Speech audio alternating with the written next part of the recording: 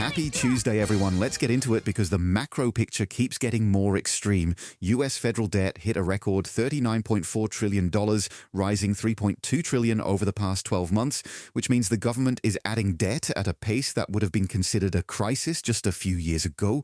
Bitcoin briefly fell below 62,000 with over 315 million in long positions liquidated, but Bitcoin ETFs saw net inflows of 197 million last week, marking the first positive week in 9, so institutional buying is starting to return after weeks of outflows. President Trump called for the Senate to pass the Clarity Act with support from the White House and CFTC officials, emphasizing the need to avoid falling behind China, so the pressure on Congress is coming from every direction. Michael Saylor's strategy released a Bitcoin banking adoption index showing major bank adoption at 32% overall and accelerating, which puts a number on just how quickly traditional finance is integrating Bitcoin into its operations.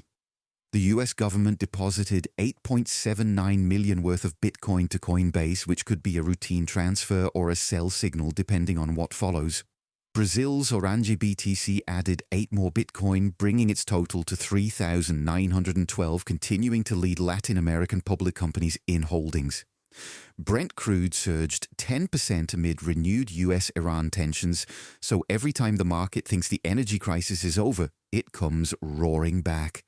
Apple reached a new all-time high of $322, while Elon Musk's SpaceX hit a post-IPO low under $140, showing that even the most hyped IPO in history isn't immune to gravity.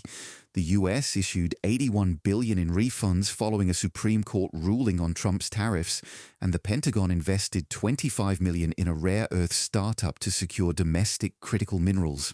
In altcoin news, Robinhood Chain asset deposits surpassed 400 million, up 300% in 1 week.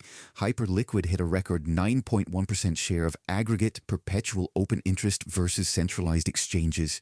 And the original Pepe Telegram portal posted for the first time in years, featuring Pepe with Hoppy.